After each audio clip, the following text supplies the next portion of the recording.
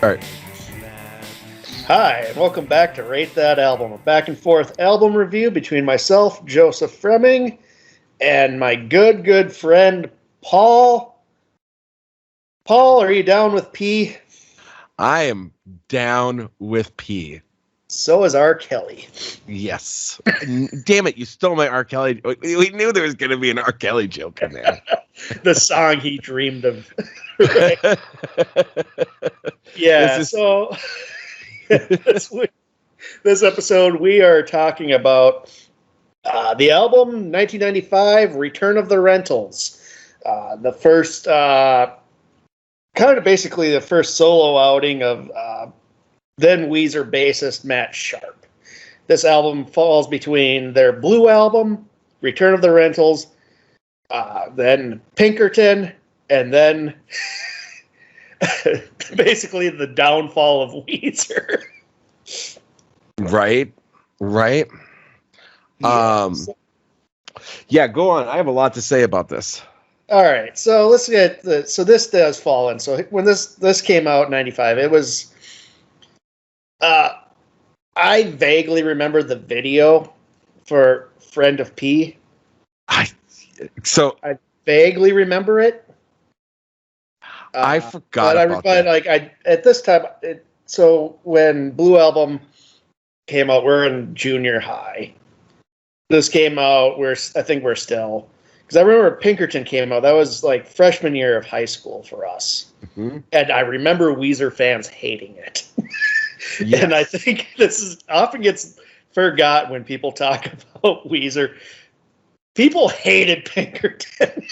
They fucking just. I knew Buddy Holly, so I really had no horse in that race at the time. I didn't start listening to Weezer until my 20s, and even then, I regret like 90% of what I listened to. But yeah, so this falls in between that weird gap. I went when I go back and listen to this, and then I listen to because it's hard to not see what Weezer's missing when you go 2001 and on, and in my gut it's this guy. He kind of added the flourishes, I think, some of the atmosphere, the distortions, because you hear it on this album, and you hear it on Pinkerton, and you hear it on Blue, and then Green Album on, it's gone. But this came out. It only really made Return of the Rentals only really was only like a thing, I think, with indie nerds. Like it wasn't huge. Like I remember, like I said, I vaguely remember the video, and it came out. I didn't even start listening to it until probably like 10 years ago. Like I was just anything Weezer. I walk cautiously because I don't like a majority of what they've done. I think Rivers Cuomo's an overrated sack of shit. Sure.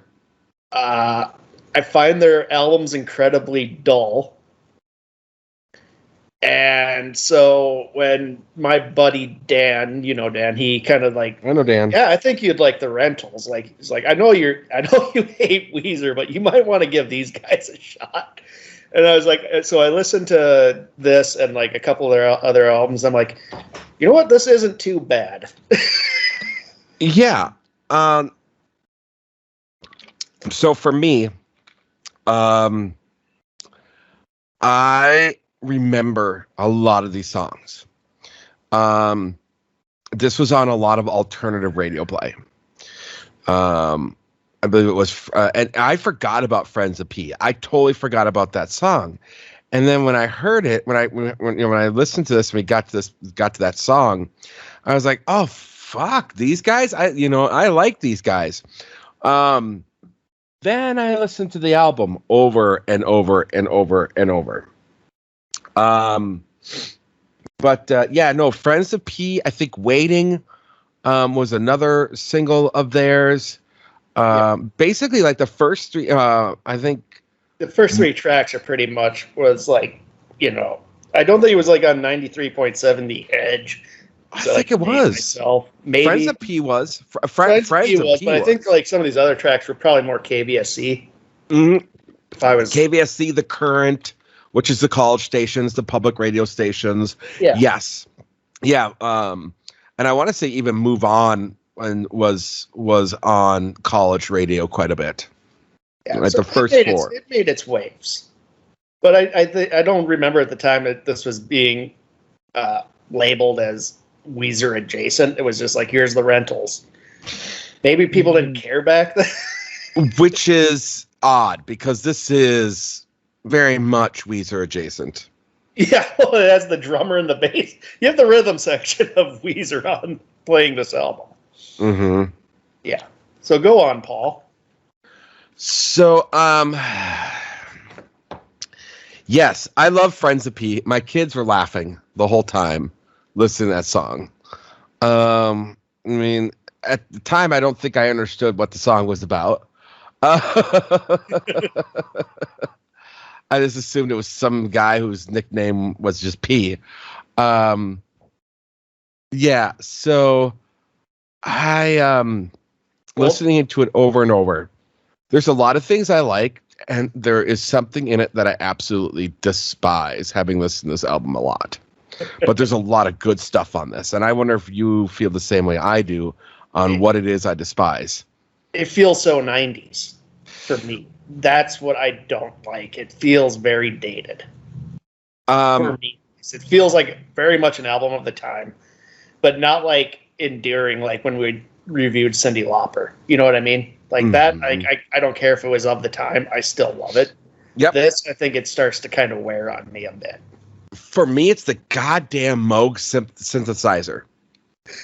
Too much Moog synthesizer on this thing. I get they're trying to make it sound whatever, but... Yeah, they're trying to make it sound like futuristic almost. Mm-hmm.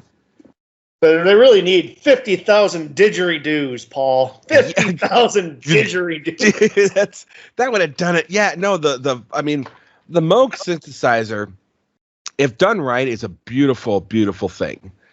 And for me, it's good for the accents on songs. Like a lot of people don't know. A lot of like on Abbey Road Beatles, a lot of those like little flourishes are Moog. Yep, or Moog, yeah. Moog, yeah. Pink Floyd used it a lot. And like Giorgio, as I said, Giorgio used it a lot. And Giorgio is kind of attributed because what he would do is he'd put the fucking click on the Moog synthesizer and get that. He created that sound. And so, yeah, it was used a lot. In this particular instance, though, it's used for like these gurgle and garble, like the tones. It's almost like a sine or a sin tone kind of, I've messed with it on my guitar, what they've done. And the problem with what they're doing is yeah, there's a way to control it, but a lot of it is like this. Okay, you just take wherever the tone goes and play it. And if you're going to do it on like 2 or 3 tracks to an album, great. But my problem with this album is it's on every single fucking track. And I wanted to just fucking punch him in the mouth and be like, that's enough Moog synthesizer, man. like, just stop. Someone take it away. They have 2 people on them. Like, oh, yeah, Matt Sharp and Tom Grimley. They got 2 guys on the Moog synthesizer. No. Yep, let's go back to Dewey Cox. 50,000 didgeridoos. Yeah, right. It gets overbearing. I agree with that 100%. And I think maybe that gives, for me, like that vibe. Maybe that 90s vibe. Of the 90s vibe, because a lot of like alternative rock bands were kind of like doing weird shit like that, which it's fine in moderation. Like, yep, Beck did it in moderation, and that was fine. I think the big difference though is that, okay, remember we talked about in our Cyndi Lauper album review, we talked about how holy shit there was good synthesizer pop in the 80s. We just didn't know it because of fucking Pink Floyd and Phil Collins. Um, which I mean, and what I mean by that is like again, we liked the Phil Collins one. We're just saying it feels very 80s. Yeah, it oversaturated the era. Yes, and I feel like this gives us the 90s vibe because nobody uses the synthesizer like this in modern music.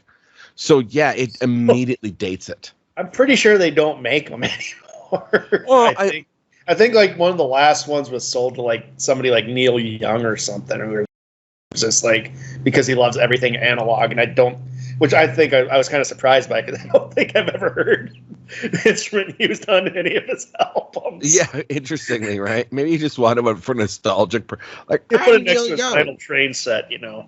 Right, exactly. So yeah, no, it was just one of those things where I could totally get it where it feels very 80s. And again, the problem for me also is the first 3 tracks are great, right? Yep. They're just awesome. But the album to me drops steam after those first 3 albums. I don't know about you. Yeah, it takes a drop, but then they kind of pick up. I like the song These Days. Yes. They kind of like the last 2 tracks, I think, kind of take it out well. Yep. I just maybe if they put a little bit more effort after Friends of P. Move On's all right. You know, I believe that's kind of like a slower ballad song, but yep. If that was like squeezed in between Waiting and Friends of P. Yep. You know, a lot of times, like I think a lot of our issues with this. I loved making mixtapes and mix CDs in my teenage years. Like I loved it. Like figuring out how to fade in and out and getting the next track in. Yep. And making it work. And it's an art form that, you know, I think is lost now. Yes. Which is, I don't, it's so easy to make them make that there's no risk. Where when we were making them on tapes, you'd have to rewind it. And if you fucked it up, you had to start all over again. Yeah. Yes. Mixtapes were an art. I mean, anyone that has made a mixtape, you're 1,000,000% correct. It's an art form to make a good one. Yeah, because you got to know the ebbs and flows of the vibe you're going for. Because if you throw a ballad in too early, it fucks it up. But if you have too many bangers, you're like this would be, where you have like those 3 solid tracks right off the bat. Mm-hmm. It's tough to sustain that energy. Yes. And, you know, one thing I will say that I did like a lot of it, and so you could tell, and you and I had a private discussion before we did this, which was this guy is probably the reason why we liked Weezer. And when he wasn't in Weezer, we stopped liking Weezer. There's a pop sensibility here that's really good, but also he uses dissonance, and he uses off beats or off tones. Yep. In a really smart way that then makes when it gets to the sweet spots, it's really good. Like on every song, it's catchy. It's hooky, but I just feel like those first 3 songs were so strong that I agree with you. There's a distinct order I would have put this album at, and it's not the way that it was put on. Like the track listing to me is off. Yeah. I agree. And so like I'm glad you bring up dissonance, because I'm going to go to 2002 because he did sue Weezer. Oh, really? Okay. He sued him. His allegations were he was owed royalties for co-writing Undone Sweater Song, which you talk about dissonance and weird phrasing and all that. That's a perfect example.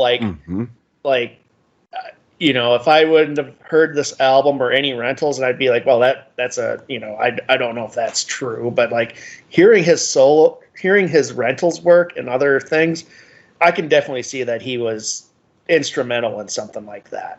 Yes, 100%. Did he win the lawsuit? Okay, and then also in the lawsuit, he claimed he owned 25% interest in the first 9 tracks of Pinkerton.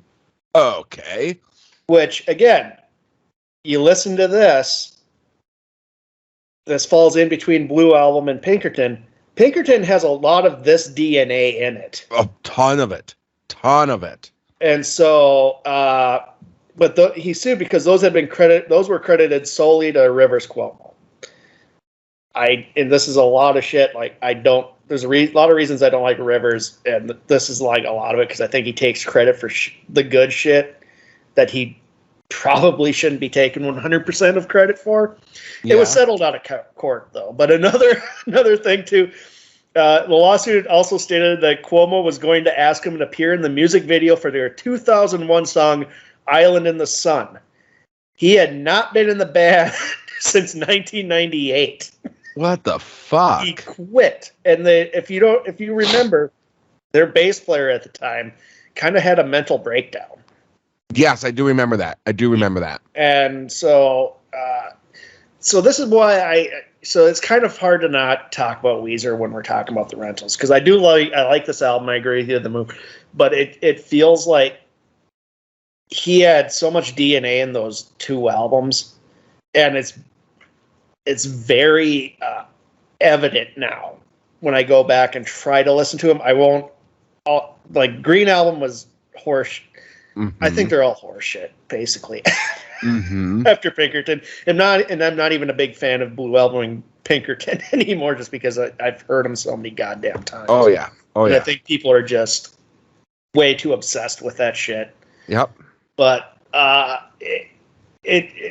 after he left, I feel Weezer lost its teeth. Yes. And they became like a lyricless version, like a less witty version of Steely Dan. Like Steely Dan, is like very crisp pop music and whatever with jazz and whatever, but they had smart lyrics. Yep. Weezer is like that, but they don't have the smart lyrics anymore. Yeah, I mean, you listen to things like El Scorcho, and you're going to tell me, I mean, you listen to this album, and then you go and listen to El Scorcho. Yeah, and you're going to sit there and say that, no, this guy didn't have anything to do with it. It was all Rivers. No. It very much, it feels like a partnership between those two, and he doesn't really, I totally understand. Whenever they bring up Weezer in interviews with Matt Sharp, he just really doesn't like talking about it. And I think a lot of people also have to remember, like, Pinkerton destroyed that band. Yeah. They all didn't like each other after making that. They stopped recording. But I remember because I first heard this album, and then I went on this deep dive on Matt Sharp and Weezer and Pinkerton, especially with the Pinkerton era. Mm-hmm. And I started watching the videos and like some of their live performance promoting that album, and he looked like he'd rather be anywhere else. Like if you watch the video for El Scorcho, he just looks bored as fuck. And in The Good Life, he just looks like. And there was a couple. I believe there was like a live performance where he was just like, he didn't even want to play with them. Like he just looked like he was. He looked like John Paul Jones in the Led Zeppelin review. Oh no! Just like get me. I'm actually pulling up right now. I'm actually taking a quick while we're talking here. I'm putting up the thing here, and I'm looking at it here and the video, and yeah, it looks like nobody. Oh yeah, it looks like nobody wants to be there. No. Like nobody does. Like Rivers looks like he's in pain. Yeah, and it's funny because again, like because that album now has a whole life of its own. Like I'm sure there's like whole podcasts dedicated to every track or whatever on that album. Oh, I'm sure. But people hated it when it came out, and I remember that. I remember that. People were like, "What the fuck is this?" Remember Brandon? I won't say his. He was like a neighbor of mine, and like he was just obsessed with Blue Album. And I was like, I think the Buddy. I remember. I think Brandon. The Buddy Holly video was clever or whatnot, and kind of catchy. And he was just like, and then he was just like, he popped Pinkerton, and like he was just mad. Dude, a lot of people were mad. A lot of people were mad, and then like I said, I remember, like I talked about this one guy I work with, Phil. Was a big Weezer fan and went and saw them live. And when he came back, he was absolutely distraught. I can't remember which album he went. I think it may have been I don't remember which album he went and saw them on when they were touring for. It would have been like in 2002, 2003, whenever that one came out. Maladroit, maybe. Maybe it was Maladroit. And at that point, Pinkerton started to become, people started to enjoy Pinkerton. And I guess some of the crowd was asking for El Scorcho and a couple of the other songs. And Rivers was like giving them the finger and go on and play something else. And like at one point, Rivers just stopped singing altogether and made the crowd sing. Yeah. Yeah. I had friends who also saw it, and they said it was just, like they won't play. At least at that time, they wouldn't play anything off Pinkerton or whatever. Mm-hmm. I think they do now because well, it's gotten a life of its own. it has. I mean, it's on a whole bunch of greatest albums of all time, greatest albums of the '90s. Like people love Pinkerton now. And so a lot of things like with hindsight, so like would Weezer be good if he was still with them? I don't think so. No. I think he made his right choice. And here's a quote from him in 2006. People come up to me and say, by the way, the last 2 Weezer records really sucked. And they're always saying it to get in good with me. And I haven't heard them. And if they were bad, they'd probably be just as bad if I was there. Didn't he say something along the lines of like he doesn't believe in the Rock and Roll Hall of Fame? And I remember hearing something about this because it was like a big deal that Matt was making fun of or was like dissing the Hall of Fame, and they asked him if Weezer got in there, he'd be in there, and he's like, no. Like, no, I did 2 albums with them. Why would I be at the Hall of Fame with them? Yeah. I remember, that was a Rolling Stone thing, and he was just like, no, I was only on the 2 albums. Like, they've moved on. Like, why would I play with them? And like, here's the thing, he has played with Rivers since. Like, they've done like acoustic shows, but my guess is he just won't return to. He doesn't need Weezer. He does his own million fucking things. Like, he doesn't need that shit unless he gets really a bad gambling addiction or something. Which has happened to many rock stars in the past, where they say never reunion and they get hard up for money. Yeah, well, that's what was that? That was Zeppelin, right? Jimmy Page, Robert Plant were never going to get together. I think the Who, right? They never really broke up. Yeah, but isn't it? I mean, for a while there, it was just Peter Townsend and Robert Daltrey. I mean, it was just and I think it is now because the other 2 are dead. But that's true.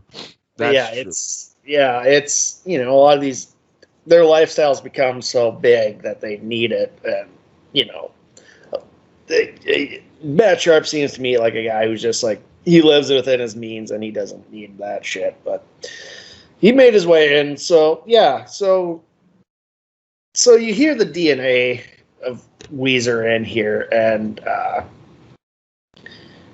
but again, it's not flawless. It has its faults. I do like his voice. Yes, I like his voice a lot.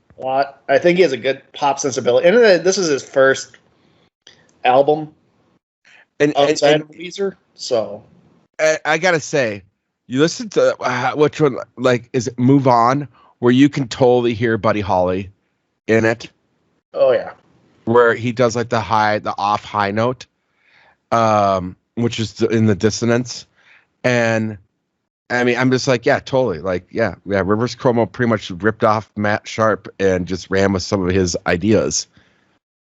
Well, I mean, yeah. Unfortunately, he didn't do it well because, again, like Weezer as a band, like I would be hard. It'd probably be difficult for me to for us to do an actual rate that album on a Weezer album. I would either be bored or angry or probably both. Right. But this, this is a pleasant album. It's pleasant enough. Like you said, the Moog gets overbearing, very overbearing at times. Like, yeah. just knock it off. We get it. Oh man. Yeah, I gotta agree. Like Weezer Halen or whatever the fuck it was sucks. I forget what it's called. Van Weezer. Yeah, that's it. Van Weezer. I always forget what even they named it. Van Weezer. It fucking pisses me off. Yeah, it's. I'm a masochist. Like they'll put something out, and I'll give it at least the first track a shot. I made it through probably like 5 tracks of Van Weezer. And it was just like I just want to kill. I did too, because I thought about doing it for the show, and I was listening to it, and I went, I'm not subjecting me and Joe to this. I'm like, I'm not doing it. I'm not doing it. That would suck. Oh, I'd have to be in a pretty salty mood to pick a fucking Weezer album for us to listen to. Like that, I'm already talking about their bullshit, but like having to listen to that, fuck no, God. Mm-hmm. But so I think we're in agreement. The first 3 tracks are solid. Yep. If you want to make like a nice little, if you're making like a nice mix or something, throw those on. Yeah. I mean, it's not a great album all the way through again, but it has like the moments that I enjoy. So like the first 3 tracks and the last 2 make a solid 5 album. Yep, absolutely. And I would say, hey, if you're going to listen to this, you might be better off changing the order of every other, right? Like, I'm searching for love, then move on, then waiting, then please let that be you, then Friends of P, and then My Summer Girl, and then These Days, and then Brilliant Boy, then Naive, then Sweet.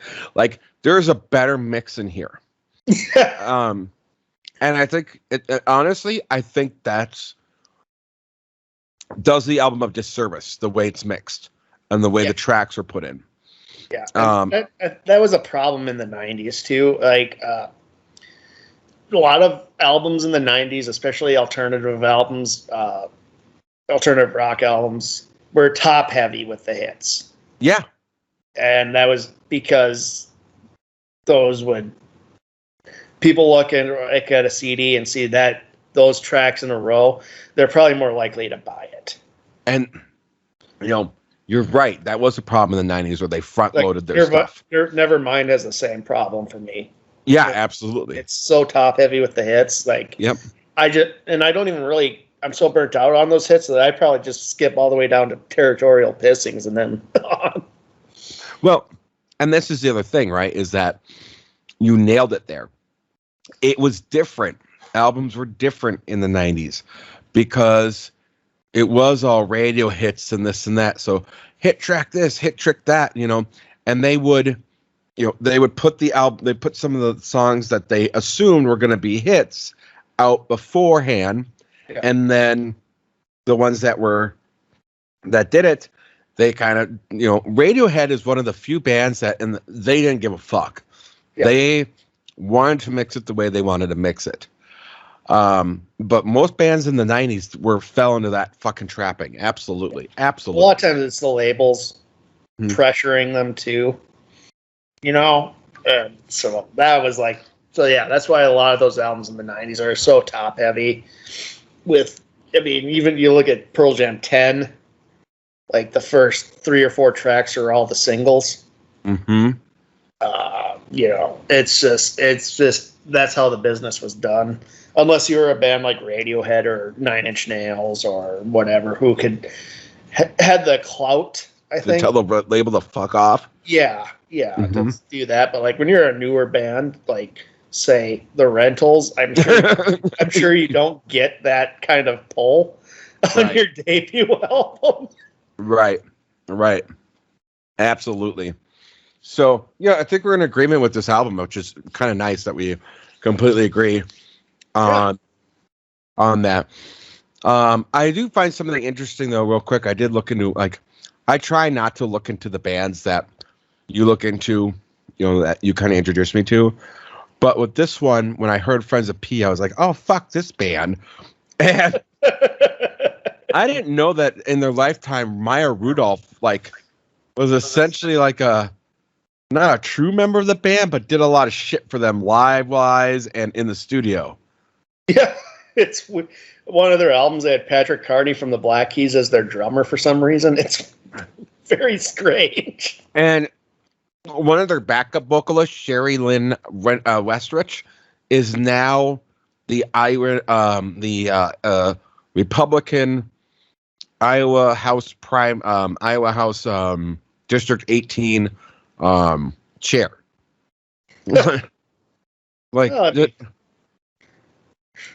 Oh yeah, and then you got Petra Hayden, part of That Dog and yep, Decemberists. That Dog I love. That's a good band too. And I love the Decemberists. I'm a huge fan of the Decemberists. Yeah. Yeah, Patrick Wilson as the drummer. Not that Patrick Wilson. What, from Speed 2 Cruise Control?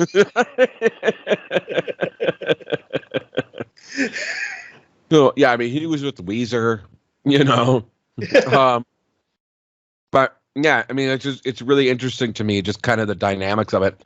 I feel like he wanted to be like the Phil Collins, like, I'll do drumming for both. Like, wherever, like, I'll do drumming for Matt Sharp and I'll stick with Weezer. Oh, I like this mix. Oh, Rivers hates it. Okay. Yeah,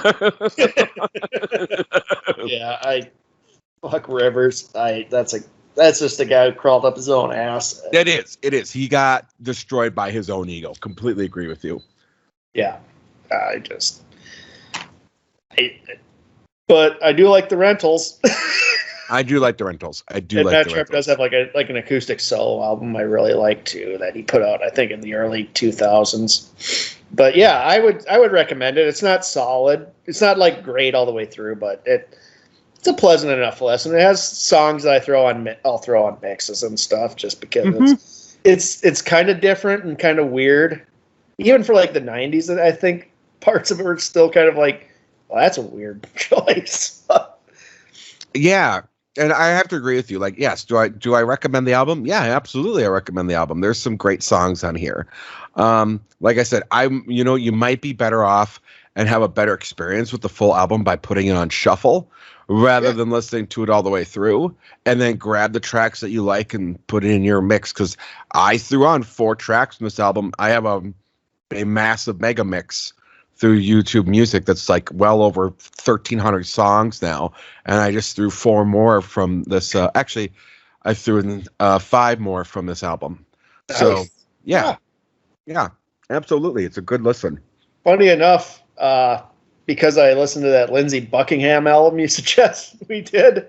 Yeah, my Spotify kept putting them on my mixes, so I had to go on my Spotify app and block that fucker. Oh no! Yeah, he's put out just popping up like, dear God, why is this song playing? Oh man, I'm sorry. That's the danger of Rate That Album. The bad ones. Oh, it never happened with Amanda Lear. She doesn't pop up all the time because she doesn't have anything out there that can pop up because it's not on Spotify, sir. There's tracks. Say It Anchor doesn't pop up. Oh man! All right. Oh. Are you ready for what I'm gonna pick for next time? Yeah, let's hear it. Let's hear your pick. So my pick is we're gonna jump into a genre we haven't listened to in a I don't think at all, which is country. And we're gonna do 12 Golden Country Greats by Ween. I love that album. Me too. I play that when I go to hillbilly bars all the time. Yes, we're gonna do 12. And then I followed up with Mr. Richard Smoker. We are gonna discuss that because I'm the reason why I'm bringing that up selfishly is I'm gonna go see Ween next month. Oh, that's awesome. Mm-hmm. Yeah, they're coming through. I'm gonna see them at the Surly Festival, whatever field. Nice. Yes, sir.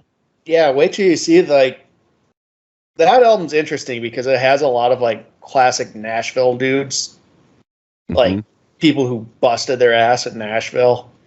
And Yes. had like names in that area, like maybe not like known to like casual listeners, but like they're like some of the best country western players.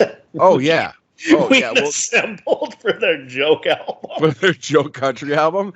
Yeah. No, we're gonna talk a lot about this. I think it's gonna be a long time before we get through. We get through to Ween proper. So I think we'll be discussing a lot about the band itself while we're doing that album, because I don't think there's going to be a better time other than doing their country album. So yes, sir, we are going to go to the great land of the Southwest and listen to 12 golden country greats. It's only 11 songs long. 10. It's missing two of their hits. It's missing two of their hits because the label won't let them have it. No.